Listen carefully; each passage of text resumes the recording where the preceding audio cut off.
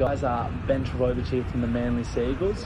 Here comes through Luai. The SuperCoach Experience Podcast is one of the best podcasts going around, boys. They go, Taafe! Keep doing what you're doing, and yeah, I just want to say, what a podcast. Go the Mighty Eagles. Hey lads, Ewan Aiken here from the New Zealand Warriors. Hope you have a big year with the SuperCoach Experience Podcast. Got the ball to Sims, it's down to It's gone in again. What a pass.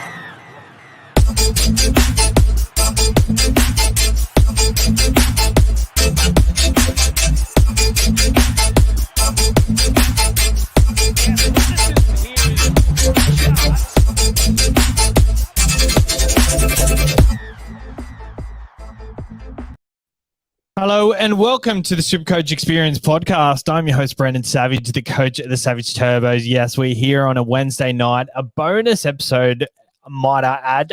I'm joined here by the wonderful Maxi, the coach of, I don't know what your team name is these days, eh? It's style, CTNMB in Russian, which has basically been style because, got to have good fashionistas in my team. Very good. So for some of you that don't know, Maxi was my co-host for a very, very long time. Back when Mikey was on holidays for pretty much most of the SuperCoach season, and that was the year that Des won, 2019. That's how we came about. And you haven't been on the show for a while, but I've heard you a bit on the Adrianosaurus Rex podcast. He's commenting here. I love Maxi. How are you, Addo? If you want to come on, send us a message. I'll send you the link. So I've heard you on the Adrianosaurus Rex podcast. How's your podcasting journey been, and how's your SuperCoach going? Yeah, it's obviously a bit tough. I mean, everyone tries to fit in their schedules. Jumped on Addo's on a Sunday night, which was perfect, but keen to jump on tonight. My SuperCoach season's been, I would say, average. I'm sitting around 7,000. I've made some good moves, obviously, with getting Cleary in last week, but missing the boat on people really like, Talakai, and not getting IPAP when, in my gut, I really thought I should have started with him, has really kind of let me down. But, like Mikey says, and like Tim said, they've climbed up the rankings in recent weeks, and, you just got to keep on making those moves and chipping away at it. And I think I can probably get back into, the top 2,000, top 3,000 in no time. So where are you ranked at the moment?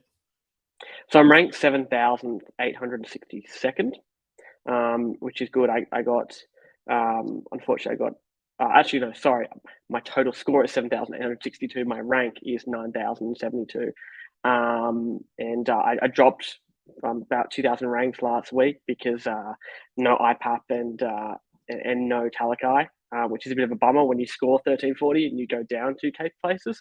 Yeah. But, it is what it is. Got to make some huge calls on who I'm going to bring in this week. Very good. So ranked 9,000th. I think you're probably on par with about Mikey at the moment. So you've probably had a better start to the season than him. Am I right? Yeah. I started off pretty well. I've had a decent team for a while. It's just the last couple of weeks. Not having those guys who went huge.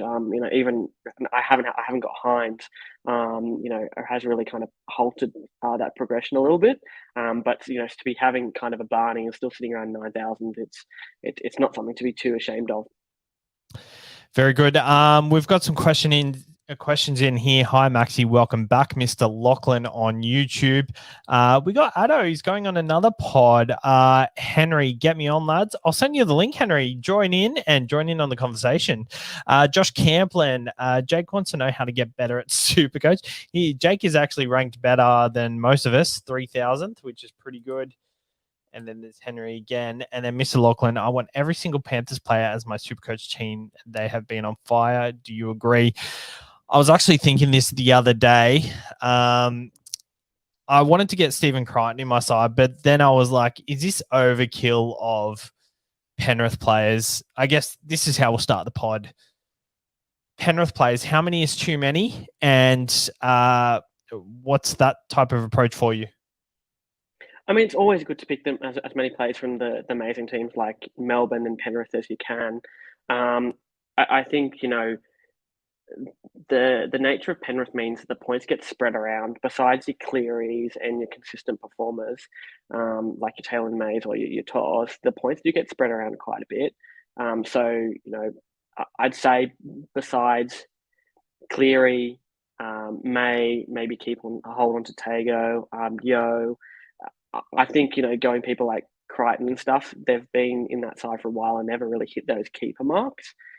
So getting them in for runs is fine, but I think for a long-term approach, limiting it, to 4 or 5, which is saying a lot, is probably a more appropriate approach.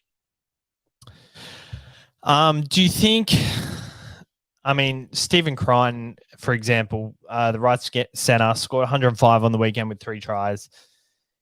Is someone like him a bit too risky when Targo and May are in so many sides? No, it'd be a really pottish move if you had the trades to do Targo to Crichton, and kind of get that point of difference. The reality is with Tago is, and I've seen it in the way that they've played, is he's a really pod move out at the moment. With Cleary back, it doesn't appear to be going much more down his side, and he just gets cut out. I think they kind of favour that out ball to May. So that might be a move out. And the thing with Crichton is that he can go on these runs. And if you get on and he goes in this run of the next 3-4 games, it's good. But he's always got that 30 or 40 in him, which is kind of a bummer when you bring in someone of his price. So it's a risk. Do I think it's worth taking? Yes, if you have all these other important players like Hines, Talakai, IPAPs. But otherwise, it's kind of a risk. We've got some questions coming in, but on the screen here, I've got the link for the live stream. If anyone wants to join in and come on and ask some questions live in person, if you've got time and you can get away from the kids, then do that. Hayden Moore, deal bags to Walker, then kick out to or quarter to Talakai. So I'm assuming that's Dylan Brown to Cody Walker and then kick out or quarter to Talakai. I think they're great trades. I think you're upgrading in both ways. Dylan Brown has been awesome this year, but the fact that he's been named in centres, can you believe it, Maxi? Well, it's tough to understand it when you've got someone like Cardi who can play centre. The thing about Dillbags is that he just plays really good wherever he gets placed. So, it's kind of the fault of him being so good. Even on the weekend, he was busting tackles in that first half, obviously came through with the score and it worked for them against Newcastle. So, what's to stop them doing that? It's kind of one of those ones where you're trading, you're thinking about trading him out though. It's, it might be a week before he's back in the number 6 jersey.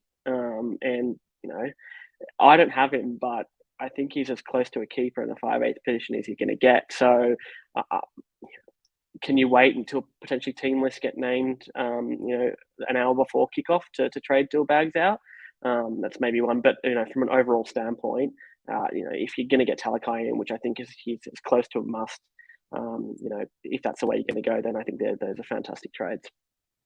I think Munster is the absolute peak of 5/8 this year. So I'm really keen on having Munster as your first 5/8. So if you don't have Munster, I think pull the trade for that this week, 100%. Dylan Brown has impressed at the start of the season and he's got his career best score of 132 earlier. I think trading him to Cameron Munster this week, or even a Cody Walker to upgrade to a Talakai is a great trade as well. But that being said, Talakai, Maxi, is it too late? He's at 700K now, minus 51 break even. So I do see the appeal, but are you really going to sell once he maxes out, considering the scores he's tuning out? It's a really tough one. I think it's not too late if you can get him in without kind of ripping your side apart. It's clear that he is a focal point of their attack. I think teams will start to really focus on stopping him and making the Sharks go elsewhere. And I think that's kind of what I'm hoping will happen.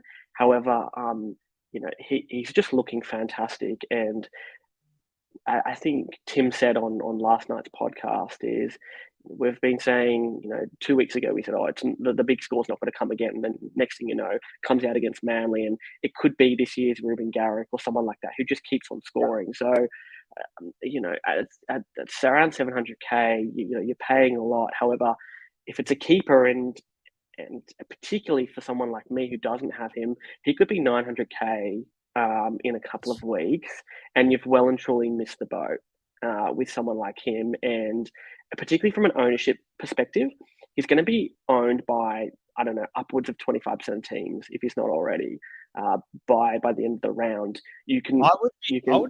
I'd be surprised if he's not already, because surely he's owned by more than that.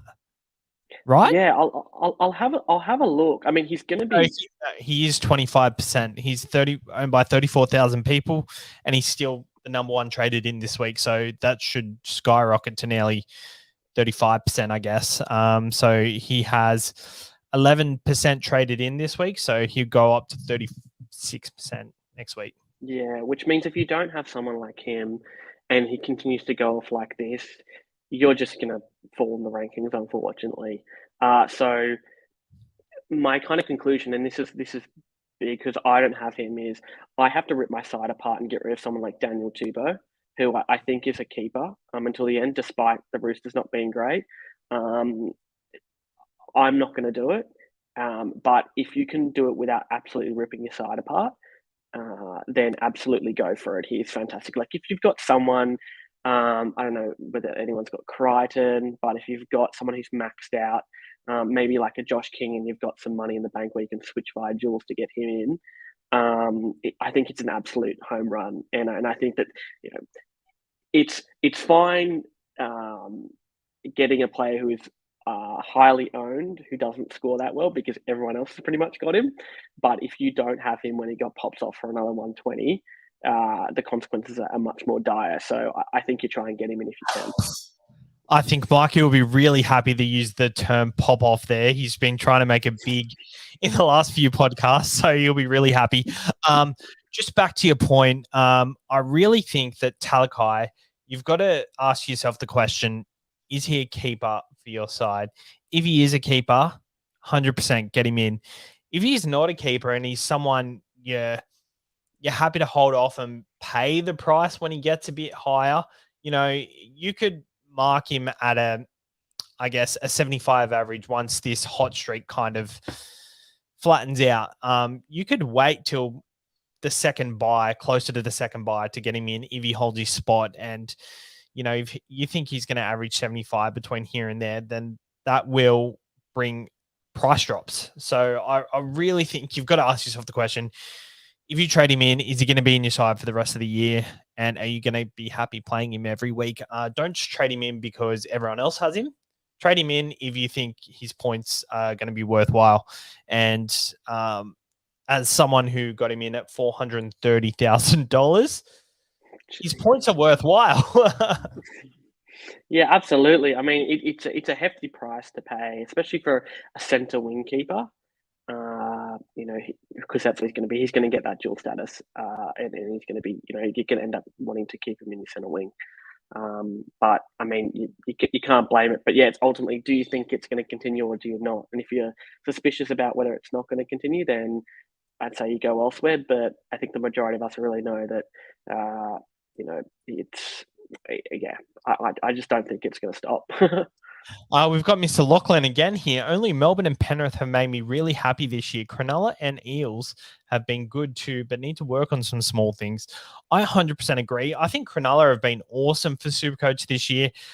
Parramatta, not so much. They've been good here and there, but I really think them three, Melbourne, Penrith, and the Sharks, you want them and they're a captain option every time they play a lower tier side. Parramatta, not so much. I don't think they're on the same tier. But Maxi, what are your thoughts? Are you thinking, I had 5 Melbourne players and I was on, I think 1,000 or I was on like 800 coming into the last game, and then Pappenhausen, Munster, Harry Grant, Josh King, all of them players absolutely went berserk. you can have multiple players from these top tier sides. What's your thought strategy behind this? And is Cronulla a side that you think you can get multiple people from to stack up on? And how about Parramatta as well? Yeah, so I 100% agree with Lachlan's comment and with your analysis of it. I think, Melbourne, you're always going to have those monsters, your Pappenhausens and your Grants, which are just keepers. They've been keepers for years, and they'll continue to be keepers. Someone like a Josh King, front row forward. I mean, there's no one really setting the world alight there. If you don't have IPAP, you can play him. He's comfortable 50 points. In regards to, and another place at Penrith too, as we've spoken about previously, Cronulla, I absolutely agree. I reckon they're looking like a top 4 side. Getting someone like, you've got your Hines, who's a keeper there. I don't have him, but I wish I did. And looking at people like... You don't have him or Talakai, and you're ranked 9,000th. Yeah. I thought with the Hines move, I prioritised getting Munster over Nico Hines. I just, at the time where I got Munster in, when I think it was round 3 or 4, I was thinking, I understand Nico's around everything, but I just know Munster's now a nat keeper. Whereas I don't know, maybe it's a run for Hines, but obviously that's come back to bite me in the bum. But yeah, for Cronulla, I think you can comfortably get a Mulatalo when his price comes down and they have a run of good games. Your Hines in, your Talakais. I think from the forwards, I don't think there's anyone who really stands out for me, which was kind of tough because I don't think Nakora is someone you really want in your side unless he's sitting around that 300-400k mark. And in regards to the Eels, I think the thing about the Eels which makes it tough is the Lane Mattison kind of conundrum where, Matto's coming off the bench and averaging well, but you want Matto playing 80 minutes. And with someone like a Sean Lane, he's scoring 80s or 90s with a try and assist. So again, he's not an out-and-out keeper. So I think they're kind of the odd one out in this realm. Because I think you can only have really Brown and Moses, Max. I don't think Mahoney or Gutho are keepers, but I think definitely Cronulla should be considered in the kind of the same, like a 1B to Melbourne and Penrith, and you can have 3 or 4 players if they're on a good run of games. Is that your perspective? Yes, 100%. I think you can have everyone from their everybody from their back line. Probably Moylan, Supercoach wise, hasn't necessarily been performing Supercoach wise, but I think he's been outstanding in actual NRL. He's really underrated in giving Talakai that early ball. And I'll just add someone here. Henry, who was coming first at some point last year. Jimmy famously offered that player trade-off earlier in the year, and he politely declined, and it went back to bite him in the bum. Moylan, NRL-wise, how do you think he's been this year, Henry? He's been severely underrated, and he's been a key reason for Talakai's success. I think he's given him the ball at exactly the right time. Yeah, I've obviously over the last few years, firstly, how are you guys? G'day. Good to see you. G'day, mate. I gave Moylan a spray when I went and watched the Knights and Sharks the other day, and his mum was sitting in the row in front of me, so that was a bit awkward. No, actually, he's been really good, and I actually didn't notice it when I was at the game, but I went and watched the replay, and he's pulling the strings really well. I think the way he's changed his game as he's slowed down, he's put a bit like Sean Johnson. He's realised that he's not the player he was 5 or 6 years ago. He's just hands the reins over to Hines and just sort of does his job, and I think he's doing it really well. You agree, Maxi? 100%. Yeah, I think he's just playing it simple and leading, your Hineses and kind of commanded. And I think it's made him, it's made him really effective in what he does and hasn't overcomplicated it. So, yeah, completely agree with Henry's analysis there.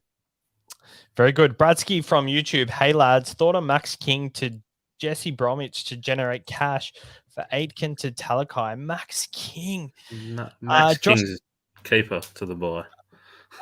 At least until round 13. Josh Jackson has been found out to get COVID this week, so hopefully that means, a 60-minute Max King is an absolute play option every week. Maxi, what do you think?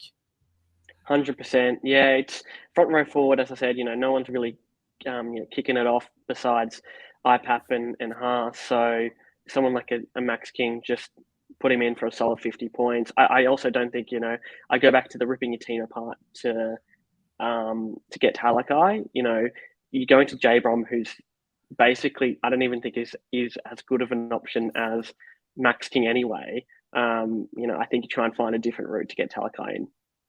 He scored a try on the weekend, so I feel like that's where the interests come from. I think he scored like 70, which is probably on par with what he would score if he scored a try every week. Evan Burnett, the kick-out roller coaster is full on. Henry, have you considered Billy Army this year? Not at all, no. I know it's Timmy's the main man in Timmy's team. He was actually talking about trading him out. I'm surprised he didn't. But I'm always been a bit more about consistency, especially in that second row. But I mean, if you want to take a flyer, he can score a hat trick on his day. So it's risky, but could pay off. Maxi, Chris Prince, thoughts on Rapana? Pod plays the first bye. I've always had a bit of interest in Rapana. I just love the way he's all over the field, but the fact that he's in fullback now, he needs to be all over the field, so it's not as attractive for mine. I like him when he's on the wing and coming in the middle. What are your thoughts on him? Yeah, he's I mean, obviously, I love the way he plays like you do. He's always around it, gives it 110%, really quality footballer, and it's been for a long while. I just don't think, the Rays have enough points in them. When he was a keeper back in the day, Rays were putting on absolute scores, and I just don't think that they've got the points in them, for the last couple of seasons.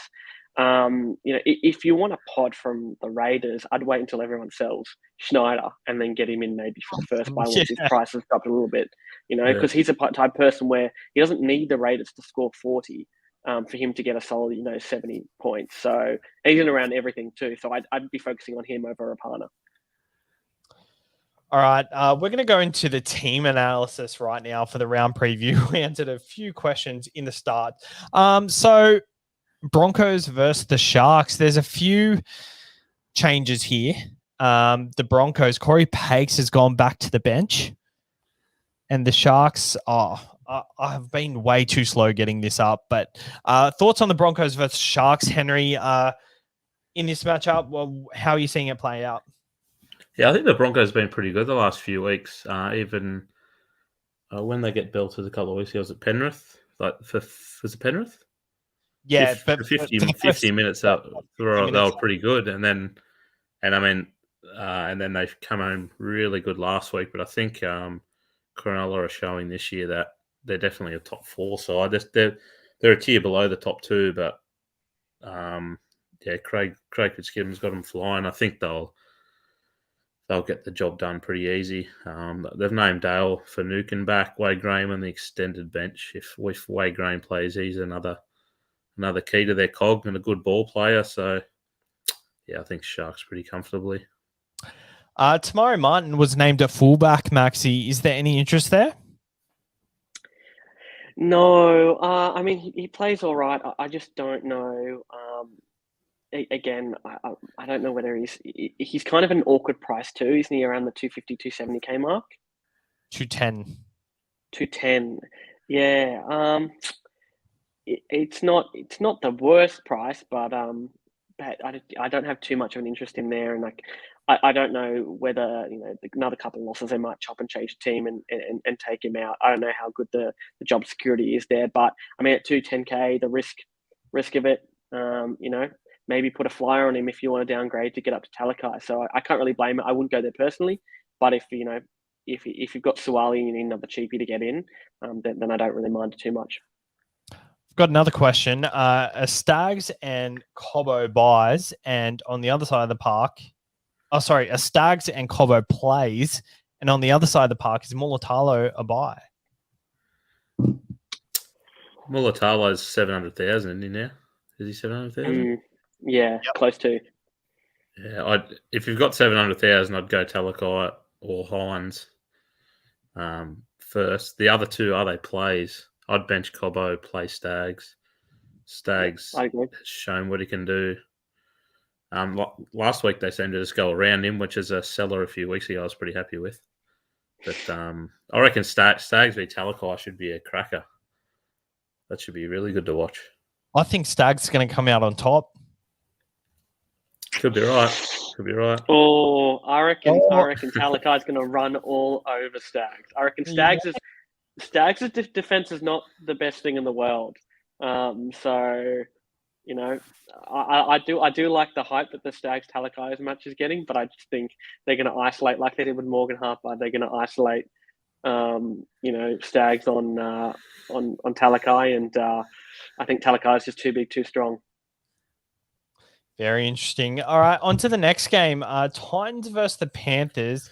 We've got AJ Brimson at fullback. They've completely shattered their side. I feel like it's a dumb move. If they're going to play Brimson at 5'8", keep him at 5'8". They've got a young spine. Yeah. They're expected to lose games like that, and I don't like how they're messing around with the spine. Jaden Campbell's on the extended bench. He played last week, and they're still not picking him. I don't know what they're doing, but hopefully there is some sort of plan there. David Fafita, not at centre. Are you an owner, Maxi? I am, which made Saturday's game pretty hard to watch. But I mean, he scored 2 times previously, so he's going to end up around that keeper mark. So you just play him.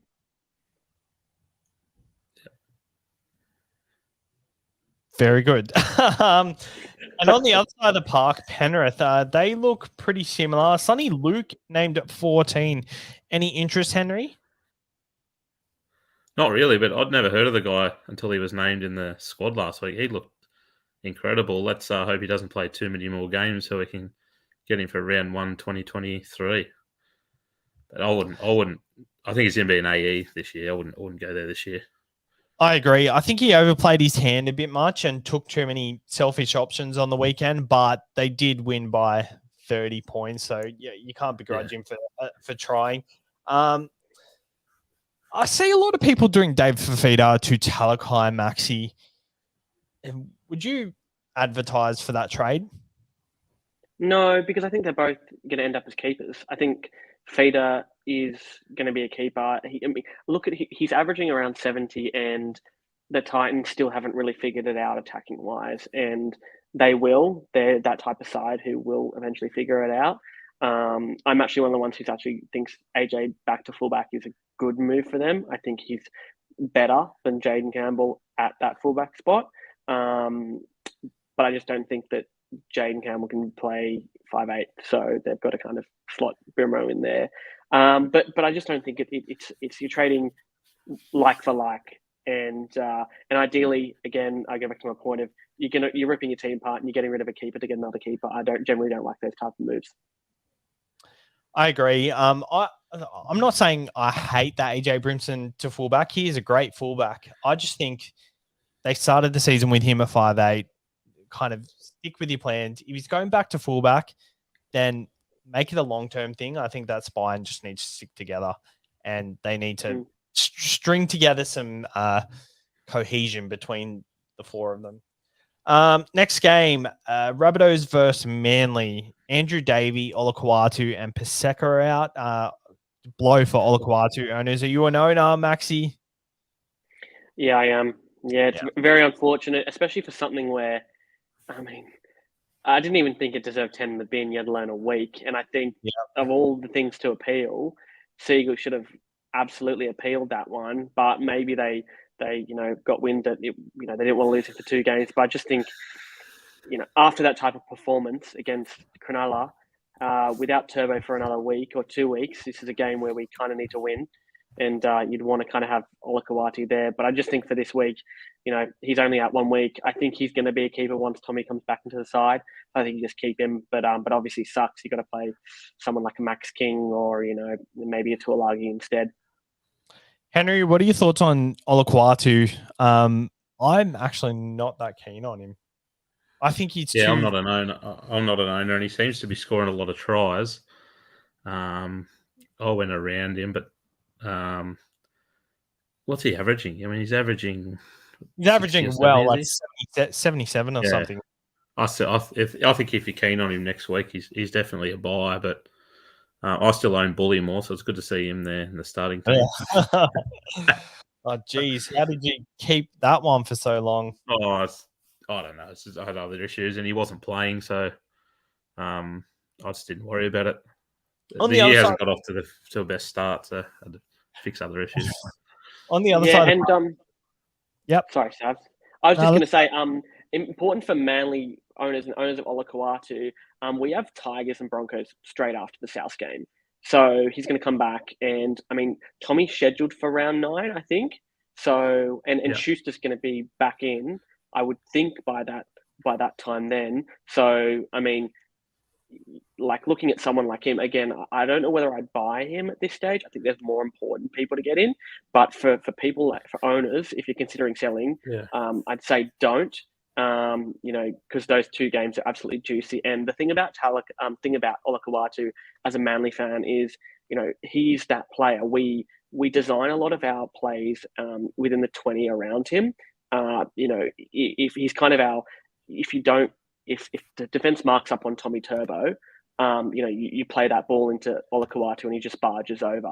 And, every time I watch Manly games, I was at the game 3 weeks ago and you could just see the plays were designed to isolate him. So anytime someone's that much of a focal point of the attack, I think he'll keep scoring them. Do I think he's going to be an out-and-out keeper? Maybe not, but I think he's as close to one as a 19th or 20th man as you can really get.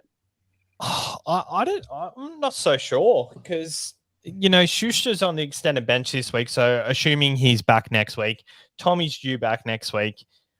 I think Schuster coming back to the side is really going to take a lot of ball away from him. Just that player in particular. And then when Tommy comes back, adds an extra layer to it. I'm not going to buy him because I'm just very hesitant on that. But that being said, he's tuning out great scores and he could prove me wrong still. On the other side of park, Colomatungi. Anyone keen on him, Henry? Once again, not really, but he's the same thing. He's killing it, isn't he? I was at the South Tigers game last week. That was good to see live. Colomatungi. I think him and Olakau'atu are a little bit reliant on attacking stats. I wouldn't be buying him, but if you're an owner, happy days. I like when players have good base attack and they accumulate points through tackle busts and offloads, and they're not too reliant on line breaks and tries, whereas, these players and Billy Army kick out, they're very reliant on the attacking stats because they don't have them games too often where they break 10 tackles, they do 6 offloads or something like that. So, that's kind of why I'm trying to avoid these players, but they've done an awesome job this year. So there's nothing saying that they can't keep it up.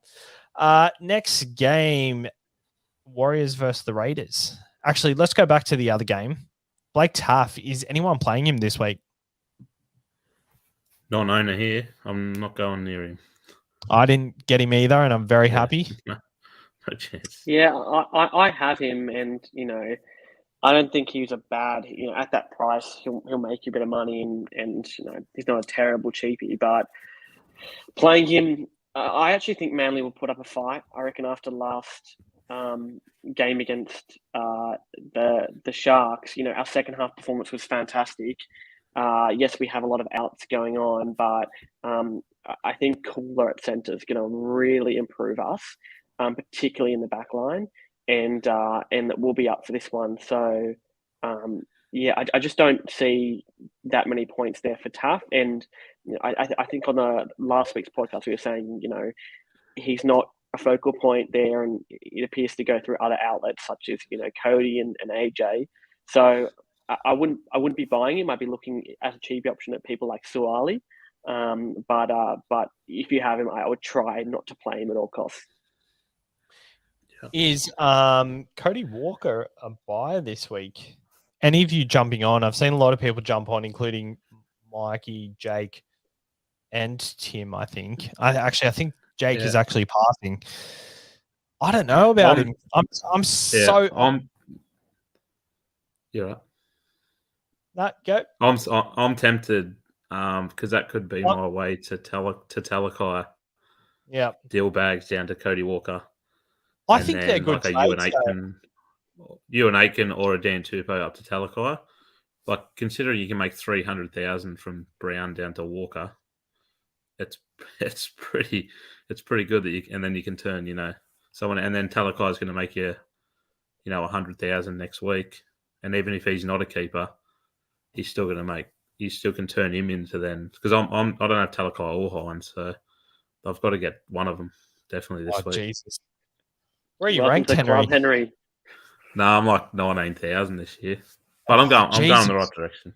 I got in IPAP. I've got in IPAP 2 weeks ago. Got in Cleary last week, so we're going in the right direction. I recall Timmy being in about the same rank, about the same time last year. You just never know. Not quite. Not quite. 10,000 I think it was 500th at about this time. Maybe. I thought it was like 10,000 at one stage.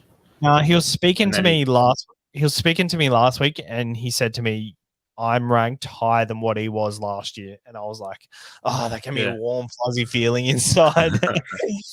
Oh, you're going well. Maxi, how you doing? Cody Walker. Yeah, good mate. Good mate. Cody Walker. I'm one of those ones who's a bit suspicious about him. His best score after that 77 was, I think, a 59 against the Chooks, and he's got some absolute rubbish scores in there. So it's not like he's blown up and had that 100-point game. I can see I'm the only one on the screen looking at my mug.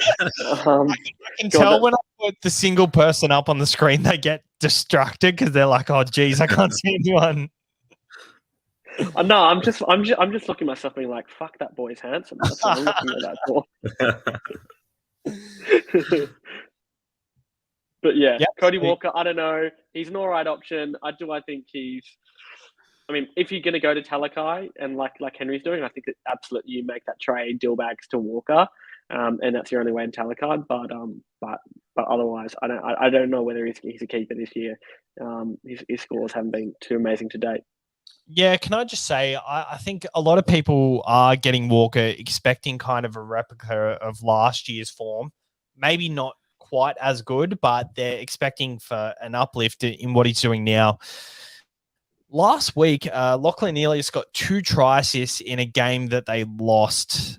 I find that as very worrying signs that Cody Walker is just completely lost in the side, because last year in a game that they lost, Cody Walker would have had his hands on the ball so much and would have had at least a hand in another try assist. I mean, he had a try assist, he scored a try, so he had his hand in 2 tries as it was. But Adam Reynolds in losses like that, he did not have try assists. He might have had 1. Never really 2, never really 3. So I'm feeling that Lachlan Ilias is trying to be an attacking force too much rather than creating the space for players like.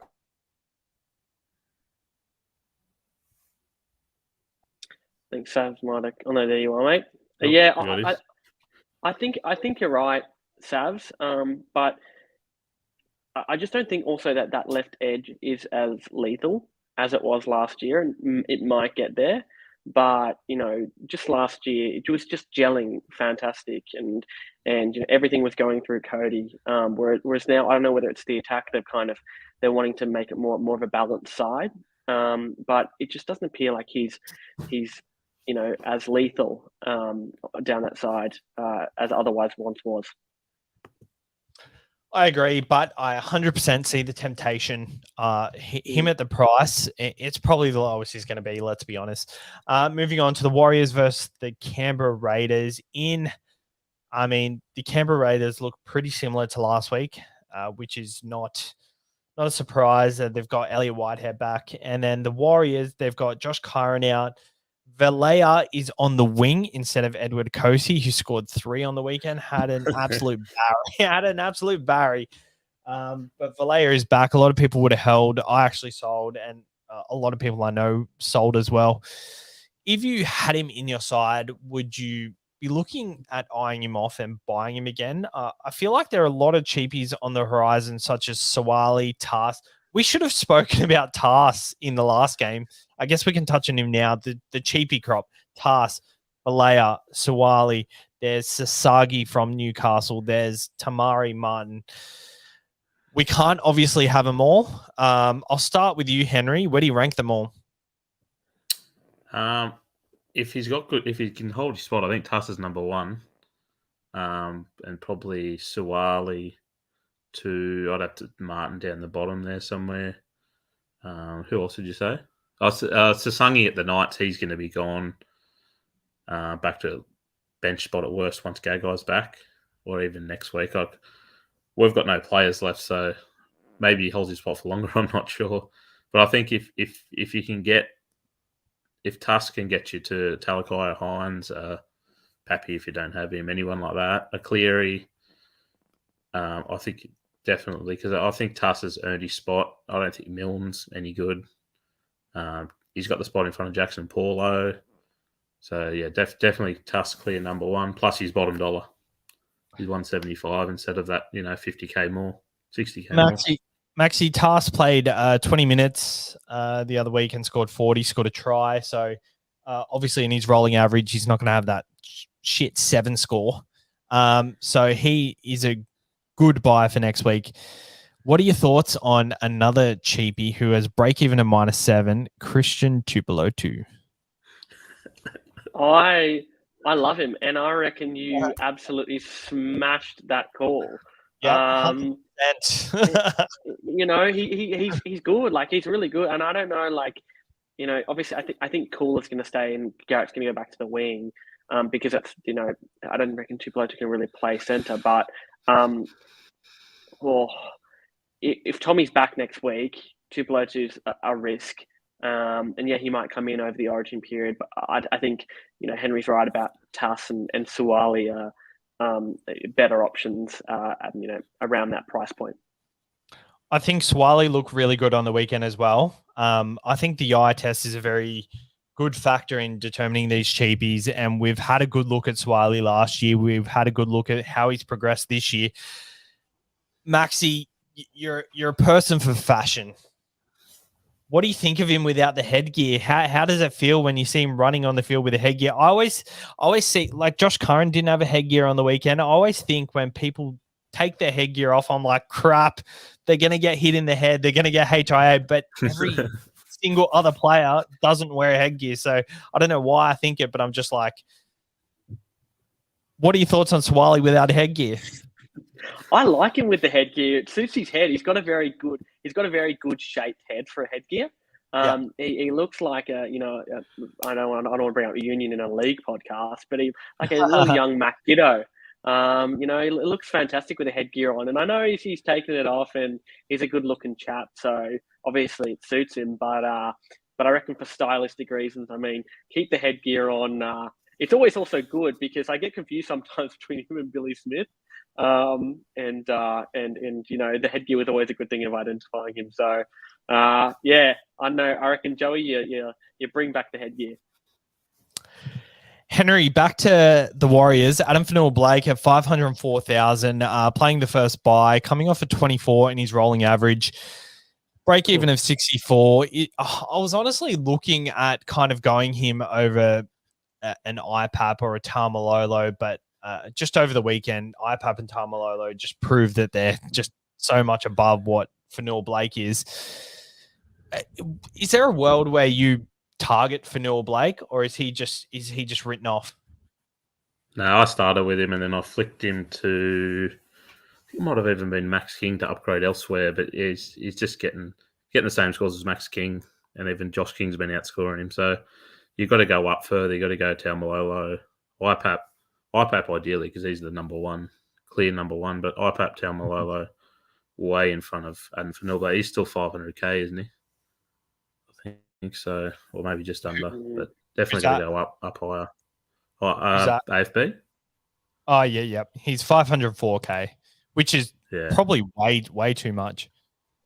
On the other side of the park, the opposing number, Joseph Tapine, Maxi. I started the season with him, and he was good, but I was hating just how consistent Ricky was giving him 40 minutes. Like, no matter what the game situation was, he'd give him 40 minutes, but he had 60 minutes on the weekend. No, he had 45 on the weekend, but he had 60 2 weeks prior with scores of 59, 71, and 84 in the last 3 weeks.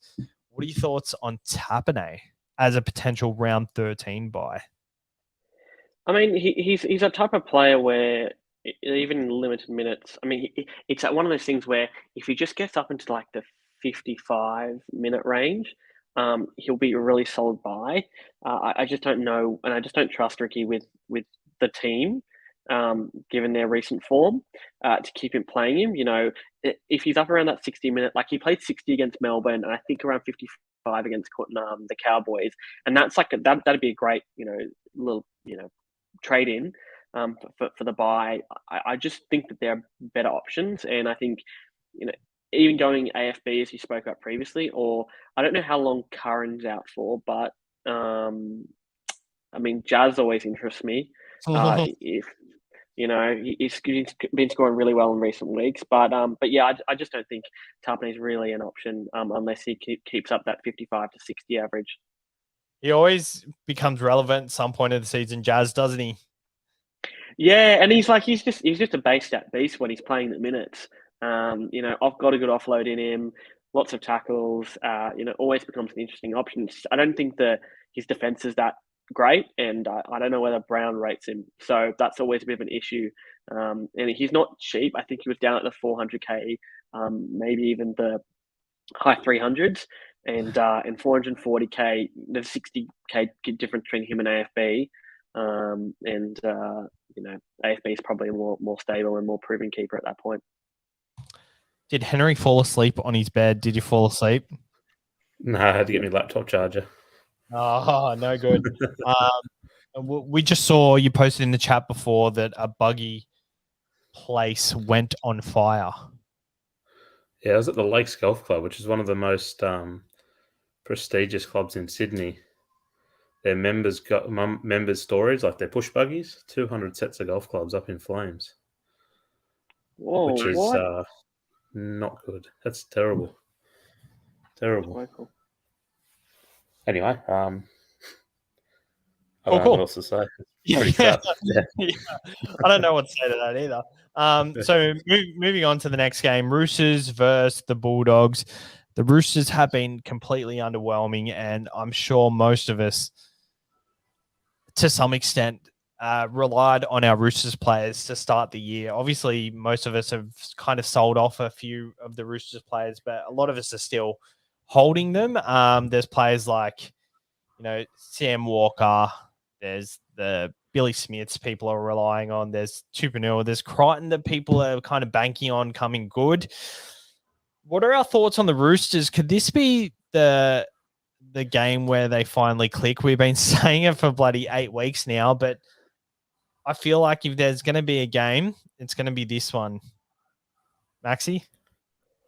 Yeah, well, I have half their bloody team, for God's sakes. I've got Walker, Daniel Tupou, Suwali, Teddy, and I think I had Connor Watson start the season. I don't know whether this game's going to be the one that's going to make them click. I just reckon at some point they're going to click. I wouldn't be buying any of them besides Suwali. I would be playing Suwali. I just think it's going to be more of a mid to late season. They're going to really start to click into gear, and they're going to become, key bring-ins.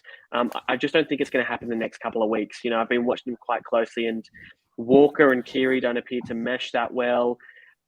Teddy's looking a bit more questionable with what's going on in attack. And yeah, they just don't appear to be gelling well. I mean, Angus isn't in his tip-top form yet. So, I think it will happen eventually. I just don't think it's going to happen in the next couple of weeks. So last week, I made it clear that I was selling Teddy to Cleary 2 weeks ago. Sorry. I actually bought him back in the week later. Everyone was buying in Taafe, so I sold Schneider for Teddy. I had Fafita at the start of the week, and I looked at his run of games, his 3 weeks, and he had Penrith, Roosters, and then he had a pretty easy matchup in the Cowboys last week, which worked out well for me because I didn't get him. He got moved to the centers. So I looked at Teddy's matchup with the Dragons, the Bulldogs, and the Titans, and everyone was selling, and it was just a recipe for the what's happened with Stags, what's happened with the Fafita earlier in the season. I just thought this is a recipe for a mad pod play. So I bought him in, and I'm relying on him to go 100 plus over the next 2 weeks. And I don't know if you guys caught the game, but Teddy really stood out for me. I think Teddy's. I've said a lot about Teddy in the last few weeks. I think he does try and do too much, but he was amazing on the weekend. I think their side is just not clicking. Yeah, I agree. They look really clunky, don't they? Like compared to the old Roosters, they might just be maybe too many cooks in the kitchen, all trying to find ways to score points, and even in defence, they're a bit. There you go. And I think they're a bit old and slow through the middle. Whether they need to blood a couple, I think that Fletcher Baker is really good. Yeah, and the Butcher boys. Once Egan's fit, I think he'll come straight back in.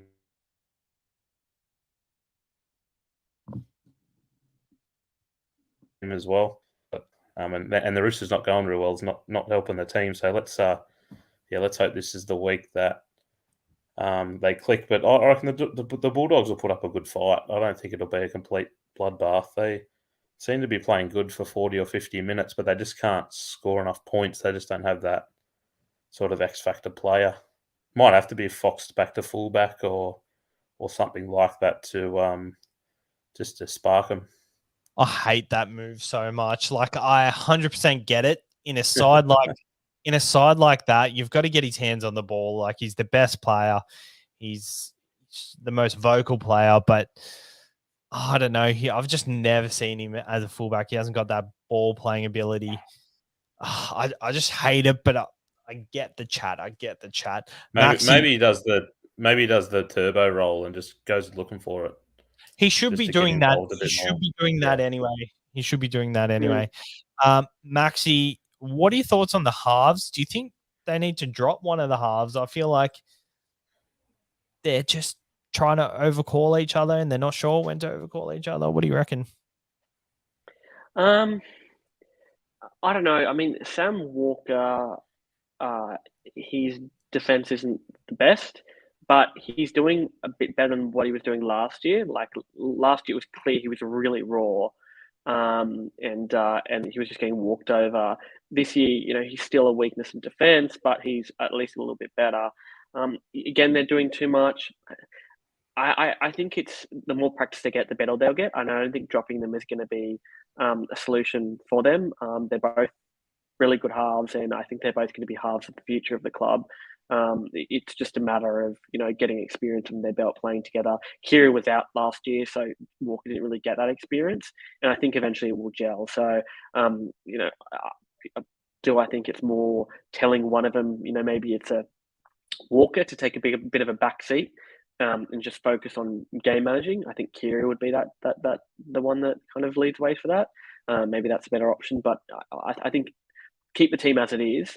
But obviously just manage the expectations a little bit, because you are right. They're all trying to do way too much, and it's just making it look clunky. And often with the Roosters, the way they've played previously is just simplicity is key with everything they do. So anyway, we'll see how it goes. A lot of people eyeing off Crichton, Henry. I haven't been very positive this podcast, but I don't like him on the ride.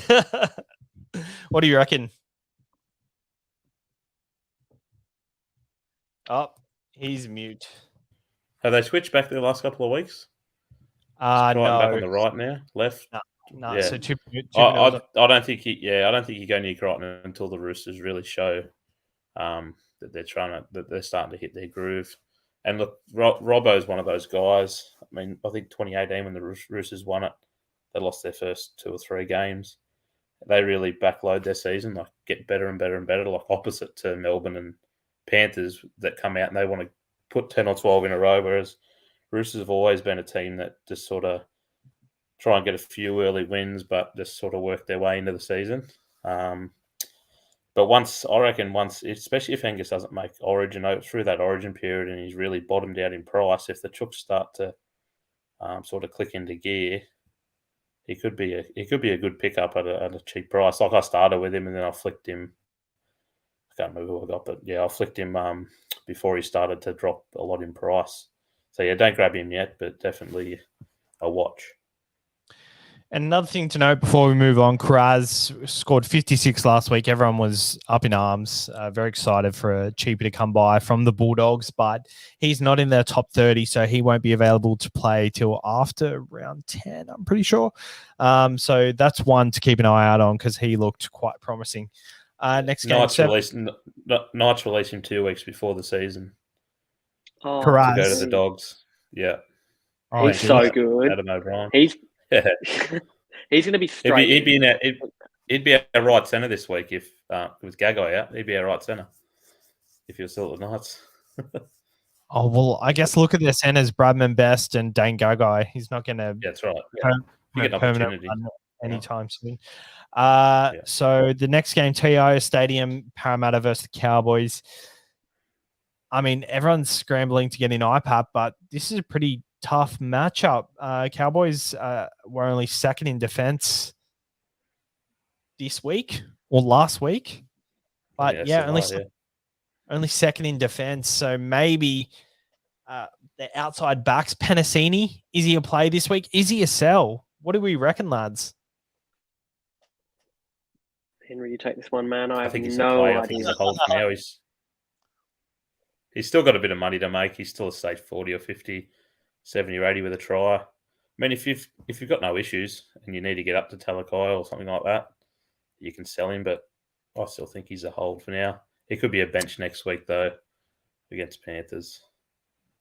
So I had an option for my last trades. It was either Ilias to Walker, which means I won't have to play Max King as my last bench player, especially if Josh Jackson is out, or Tuolangi, or Penasini to Lomax. I've gone with Lomax for now. Right. Love it. You love it? Love it. Yeah. I just Lomax is just a consistent keeper. Like even consistent keeper. Sorry, he's a consistent keeper. I just reckon he's so good. Like even in poor sides, even in the poor side, and even when they're getting dominated, he finds a way to get 50 or 60. Like even in the game on the weekend, where they won. Where they won, but they, it was by half time or something. He was on 40 or 50. I mean, I know he had some attacking stats there, but he just always finds a way to get 60 points or 60 or 70. And at centre wing, it's a bit of safety. Penasini's kind of peaked, so I don't hate it at all. Yeah, I'm doing it. I'm not getting talked out. I haven't been talked out of anything this year but this week I've been. The Walker factor is just tearing me up a lot because it could go either way. My gut feel says he's not an option this year, but the other half of my gut kind of says, oh, but what if? So yeah, I'm really I wouldn't say I'm scared, but I'm nervous about Walker. So so Penasini, if he's not a sell this week, is he a sell next week when he plays Penrith? Could be. I mean, his break-even's 8 this week, so he's still got a bit of cash to make, but maybe that trade next week, Savs. Nah. Well, St. George... See, the thing is, St. George play Melbourne next week. So the fact I'm getting in Lomax this week, knowing he plays Melbourne next week, I could have held the trade-off till next week, but that means I would hold the trade-off for like 2 or 3 weeks. Because they've got a good run after that, though. Yeah, they got a good run after that, and I mean, his last score against Melbourne was 88. So, and Melbourne have had a tendency to leak points still. So, I don't know. I'm quite keen on Lomax, and but I feel like it's a luxury trade. I feel like it is a luxury trade, but I'm really trying to get ahead and get the next person in. And I think him and Murray are going to score tries this week. What are you going to say, Maxie? I said trades that you can make when you're ranked 200th as opposed to Henry and I back in the pack, just trying to claw to get a respectable ranking. It's just, I mean, talk about digging the knife in, Savs. It's just, it's just unbearable at times. No, I love you, mate. I've got my Talakai, I've got my Hines, I've got my Clearys, I've got Tedesco, I've got Grant. I haven't got iPad though, so no, I haven't got iPad. I'm passing on him. Bloody expensive now. $766K. I went Murray this week instead of him because I feel like I don't like jumping on the biggest trend. Like if someone's just scored 2 tries, what's the likelihood they're going to score 2 tries again? I think last year it happened about 8 weeks in a row. I know it did. I refused last year and it killed me. But I think Murray he got me to first last year because I went Madison to IPAP when he was 400,000 and then he was 800,000 in like whatever it was, six games or something. Amazing. Any of you catch the chat last week with first? Yeah, it was great. He's still first. Yeah. He's so good. He's got such a good super command. Yeah. What'd you say? He got more than me. He got 1593 this week. Jeez. Yeah, he's he might go the whole year number 1. Seems like he just knows what's going on. He's got a very, very good Supercoach mind. He does. I'm very scared because, I'm kind of in striking distance, but then I'm like, I've got to beat him. And he's always, for a long time, he's been someone where I've just kind of floated my trades. And if I get validation off him, I'm like, okay, it must be decent. And the fact that he's in first, I'm going to find it tough to catch him. So whoever's eyeing off for first, he's a contender. He is a contender, not a pretender. Like his name. No, not at all. Not at all. Yeah. And look, once Lomax scores a hat trick this week and Murray gets a double, you'll be up with himself. Very good. I bloody hope so. Maybe I should put that in my bold predictions. Newcastle. So Henry's Newcastle versus the Melbourne Storm. What are you expecting, Henry? I'm not expecting 70-10, but I'm expecting maybe 32-8. I don't think I'm even going to watch it, to be honest with you. And I watch my team through 3 wooden spoons. I think it's going to be bloody ugly. We've got so many players out. We're playing average, just no good, considering how good we played the first 2 weeks. But I think Brodie Jones could be a laid out because he's got an arm injury. Melbourne are just too good. They're just 80 minutes flat out. They just don't give you a chance. I think they'll score 40 minimum. I mean, in that second half against the Warriors, I think Warriors had 4 sets the whole second half. That's not, you wouldn't think that would happen again. So I would hope we don't concede 70, but scoring points is an issue for us. I think we've scored 12 first half points in the last 4 games or something like that. Like an average of not even a penalty goal a game or something like it's pretty average. And considering we've had a fewer easier games in between there, let's just hope that's not as bad as it looks on paper. The run after this is okay, so hopefully we can get a few troops back and win a couple of games. But not looking forward to this one. Maxie, what's your read on captains this week? Pappenhausen.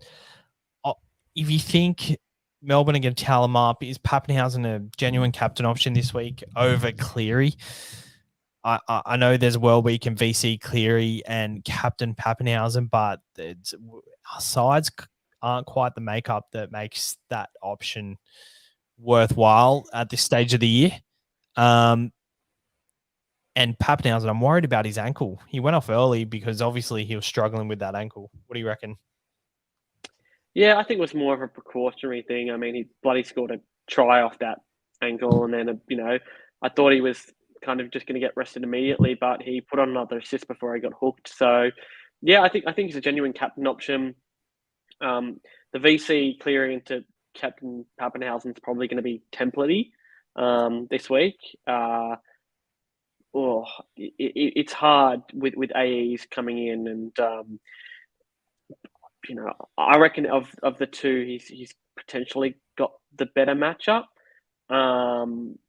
But yeah, it's really a flip of the coin. I think Cleary is just the out and out captain. I think he's just, even in a bad performance, he'll find a way to score a ton. Whereas I reckon Pappenhausen in a bad performance will score 50 or 60. So I think you go with Cleary, but definitely if you've got enough to go VC Cleary into Pappenhausen, go for it.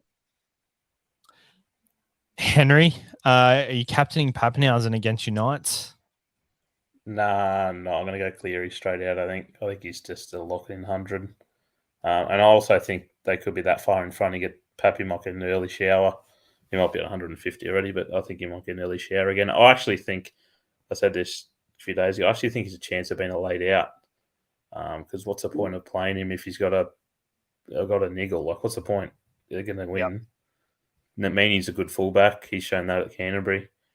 I think he's a chance of not playing. So I think everyone should keep that in mind, especially with Pappy being on a Sunday. So just get his team set up properly. Just to at least Tuolangi plays after that, so a lot of people can kind of take it off and put on Tuolangi. Last game, we've got the Tigers versus St. George. Tuolangi is back. Lomax is back and ready to go and score 3 tries.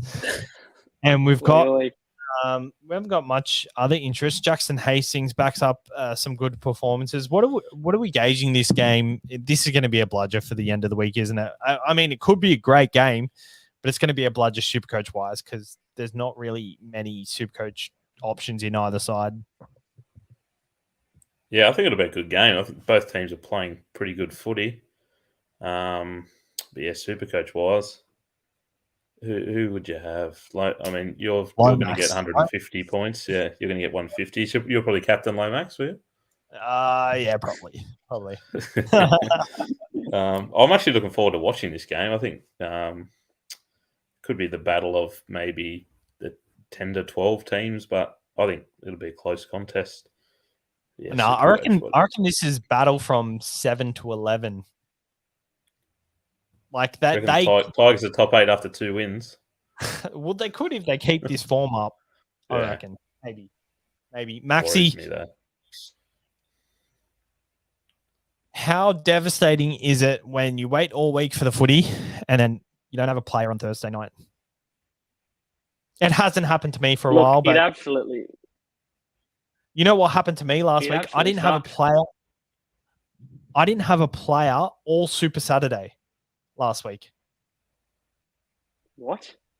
Yeah, I didn't have one player.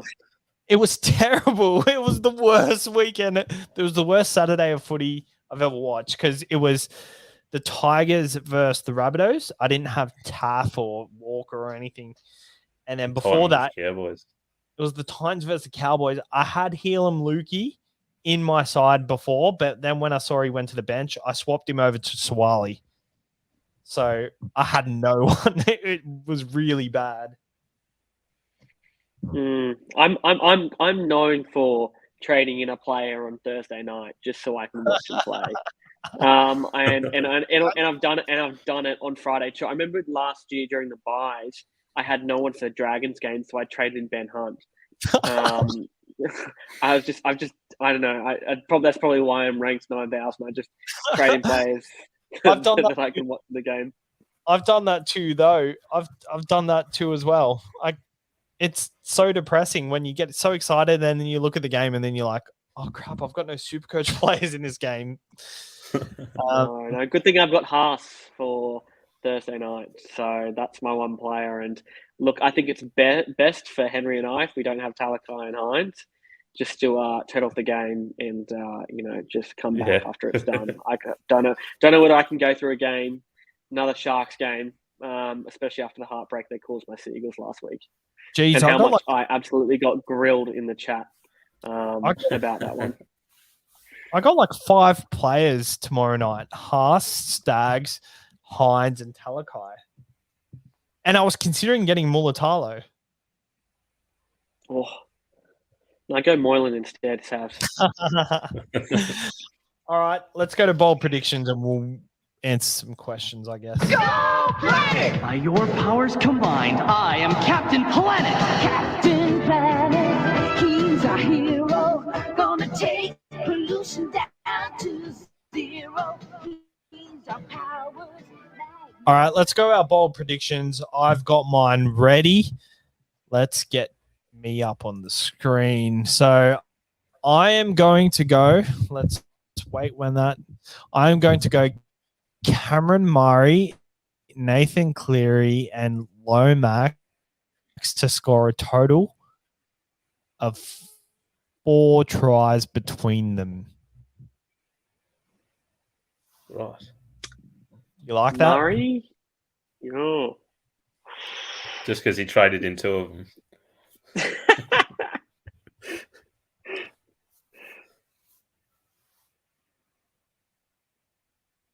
Yeah, just because he traded. No, I reckon the Lomax. I reckon Lomax is going to get all 4. Yeah. So you won't have to worry about the rest of them.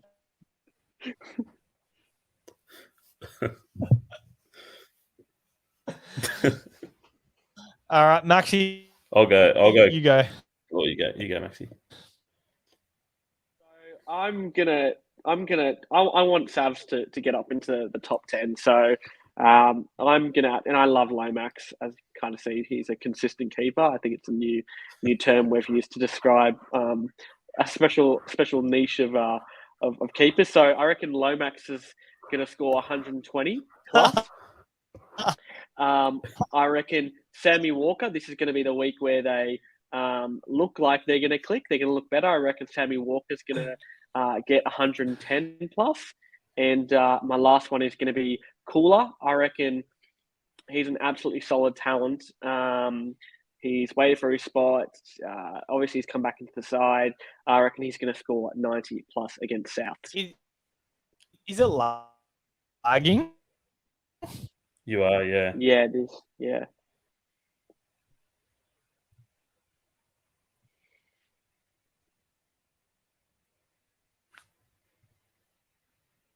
Good show.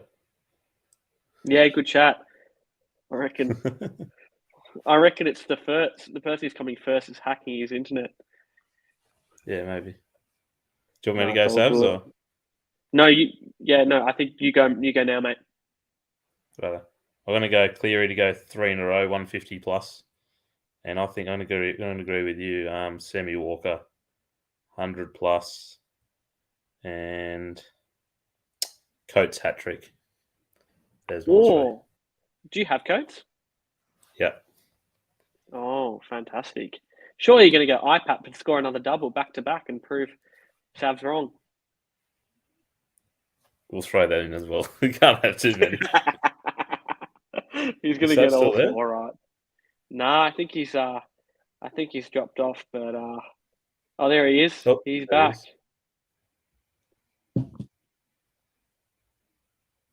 Am I? Yeah. Yeah, mate. Someone else is in. Oh, you're in twice. What's going on here? Mate. Oh. Look at that mug. Oh, jeez. Bit of echo here on the live stream, lads. Yeah, sorry, That's lads. all good. I just decided to come on my phone because it's hotel internet, so it's terrible. So I guess we'll finish up there. You reckon? Sounds like an absolute plan. Do you have any other questions to answer before we get off? Yeah. I haven't looked at the maybe do a couple more before we go. Yeah.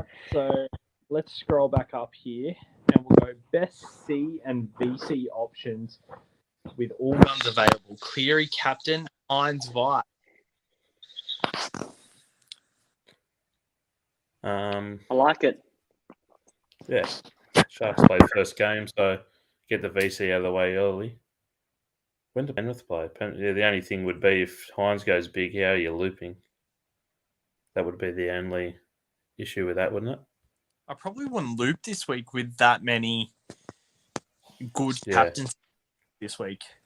I mean, only if he goes 200 or something. I don't think Hines has that in him. I don't think so. Same person, Christian Tupelotu, job security. 0.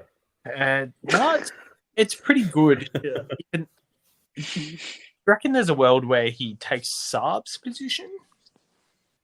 What's by Saab? Saab's 237,000. Saab is less than Tupelotu at the moment. It's crazy. Oh, I can't wait to get him in. I'm 100% getting him. I'm 100% getting him in when Turbo's back and we've got a decent run of games. So watch out for that because I've been touting it for a while. I think I said on Angelosaurus pod that when we start to click, he's a beneficiary of it. I do think there's a possibility of people actually taking Cooler's spot. I just wouldn't go there this week, especially if it's only for the 1 week. I just find a different way. Go with Sawali, go with Tass instead. I love Tupelotu, and I reckon, you've got inside mail somewhere in the club, Savs, that he's going to be a consistent player in that squad. But I'm supporting you on it nevertheless. Evan Burnett, what about Cody Walker? Any love for him? We spoke about him a lot earlier, so I think we'll pass that one. Mitch Chaffer, Henry, can we get a shout out for the Bilbo? Bilbo Cup, yeah, shout out to all the boys. Oh, that's one of the leagues. I mean, all the guys from Wagga, from my hometown. I think I took it out last year pretty comfortable. Oh, maybe I did. I don't know whether I did or not. I think I actually did. weren't you on a bookie like Sportsbet to win that? You were like $32 odds to win that or something. No, that was that was the Wagga Pro Am. That was the Wagga Pro Am when I played golf down in Wagga. Yeah, I saw I was like 50 to 1. I should have been 3,000 to 1. I saw that. I saw that in the punters and dribblers group. By the way, how good was all the Photoshop memes? Yeah, I know. That was so good. Are you part of that, Maxi? Yeah, it gets so out of hand so quickly, and especially because I'm a man. Because obviously you and I are both Manly fans. Yeah, Manly 13 just plus. Absolutely sucks. Yeah, I want to get a Manly 13 plus shirt, but it's just horrible because. Not only do I get grilled in the chats when I'm too overconfident about Manly, I log on and every punters and dribblers post is roasting Manly. So yeah, hard group to be a part of as a Manly fan. It's a really good group to be a part of, but I feel like it's in danger of becoming bloke's advice too much, and it's so perfect at the moment. I just hope it doesn't go in that direction, which it easily could. But such good content in there. Stuart Wallace, last reserve dilemma, Taafe, Randall or Tuolangi? Guys, Tuolangi, he struggled to put games together. Is he this week? I feel like every week I've You go. I don't know. The problem is he keeps being laid out. Like if you risk, that's the last game of the round. True. If they're your last options, I think you've just got to get. Well, you might know before because at least Randall plays the game before. So hopefully you know by Saturday at 4:00 whether Tuolangi's playing. But I think he's the best option out of those ones. I like Tuolangi. Randall only scored 30 once. But Crossland on the bench, right? No good. No. I'm playing Tuolangi this week, probably because I've got Olakau'atu and Tupou out. But yeah, I'm not the most confident about him. But I mean, let's be honest, he's just trying to preserve himself because he's got a transfer, or he's signed to the greatest rugby league team of all time next year, so he just wants to preserve himself to play with the greatest fullback of all time, Tommy Turbo, and the best second rower in the league, Ola Kawatu. So, can't blame him for wanting to, rest up and wait till next year. That is a good point. Chris Prince, looking at my team, have the majority of the highly owned guys. What are some pods you're looking at for the future? Zach Lomax. Zach Lomax. I'm not. I don't think he's a big ceiling guy, but I just needed, my center wing was full of cheapies, so I needed just someone in there, and he was the guy. I don't think he's a pod option, but I think Scott Drinkwater is a possible pod option at the 5'8" area. There's also, I've been looking at a lot of 5'8s and center wings. There's, Alex Johnston, if you think they can come good. Valentine Holmes, I really like as well. I think he's been really good. Cameron Murray as well. And there's a lot of pods you could take a punt on. It's just whether the timing is right. Just have a look at their runs, and if you like it, then you'll feel more confident about it. Maxie, you got anyone? Look at past history too. I think that's important. Don't look at the last one or two games. Look at the rest of this year. Look at previous years. As Timmy Williams likes to say, make sure they're not just a flash in the pan. Make sure they've put some runs on the board. That's important, I reckon. 100%. I had a season where I ranked 90th one year, and the legit, all I did was picked my captains based on where each. So I went through my whole side every week, and I'd pick the player who has scored their highest score against the team they're playing. So there was one week where Ryan James scored 156 against the Titans once, or Canberra or something. I'm not sure who was playing for at the time, and I captained him. It was in 2017, and he ended up turning up that week. So it was a pretty good formula back then. It doesn't work as well these days because there's Pappenhausen, Cleary, and Turbo just to choose from. And if you don't choose any of them, then you're kind of screwed. But I think that's a really good one. Maxie, any pods? The big one, which I'm really keen on, if he can keep that spot, is Brimson. He's 440k. Again, I don't know how long they're going to keep Jaden Campbell out, but he's a consistent, he's a really good player, and fullback's his best position. And I just think that, he's going to have those scores going into Origin, which obviously he wants to get picked in. If he's at fullback, he's going to get those price rises, and I think he's going to score pretty decently. That's a really big one I'm looking at. I can't go this week, A, because of the matchup against Penrith, and B, because I just don't know the job security is going to be there. But if I knew he was going to be in that team for a long while, I'd be going him this week. Put it that way. So that's who I'm really keen on. Luke Madden, thoughts on Taafe? Only way I can get Talakai without boosting. Would you rather?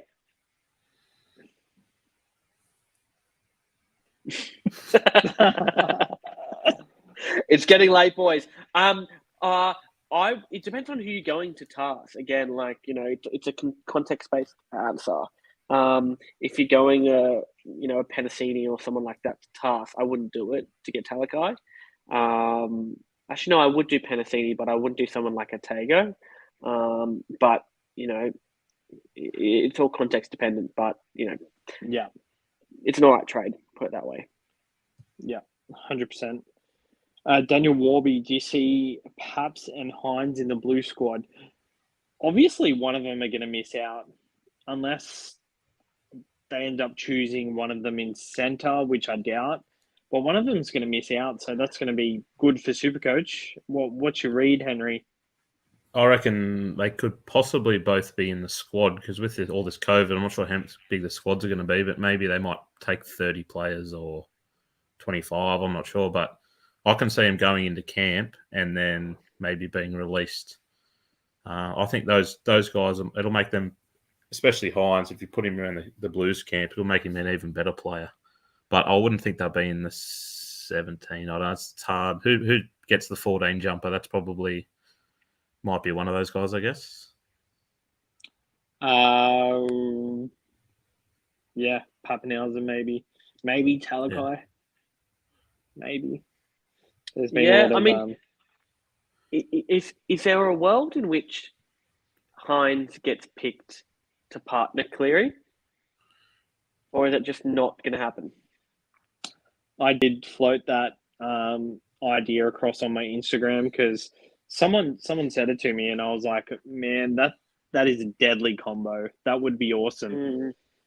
I don't see them breaking up Luai and Cleary, but I think if something happens to Luai and Luai's slightly underdone or injured, that's the way they'll go. Mm. Yeah, it just seems like if Hines keeps up this form, they'll find a way to get him in. And I just don't think 14 with Pappenhausen is going to be an option. It's not, put it this way, it's not the most likely option, but I think that there's a world in which it can happen. Yeah. I'm going to go, lads. Good talking. See you later. We're about to get off anyway. See you later. Yeah. See you, Henry. All right, and we've got one more. Are you staying in a hotel room, Sav? I am, because I'm in Bateman's Bay for work. So that's why we're doing this extra podcast this week. Pakes versus Sonny for Randall. Corey Pay, the good thing about Pakes is it's the first game, so you'll know whether he's starting or not. If he's starting, then I'd go him. Otherwise, I'd go Sonny, but I don't think any of them. If Pakes is benched, I just wouldn't go either of them. I wouldn't go Sonny generally. I don't think it's going to be worth it, and the cash generation is probably going to be as good as it needs to be to warrant that trade.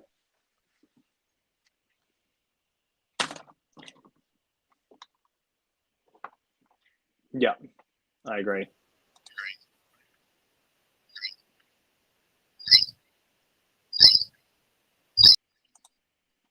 All right. That'll do, lads. That'll do, lads. It's been a long one, but cheers for tuning in. Cheers for coming on, Maxi. It was a bit of a stretch at the end there, but we got through it. Bad internet connection because of the hotel room, so I apologize. But yeah, we got it done. We got it done, mate. It's good to be back on. Good to chat SuperCoach, and look, I'll be cheering on your rise to the top ranks soon, mate. I reckon you're going to make top 10, mate. I reckon you got it in you. I got it in me, but we'll see. We'll see if I don't run out of trades. No, but I've saved 2 this year, so that's more than I've ever saved, which is really good. All right, cheers, guys, and we'll see you next week on the show.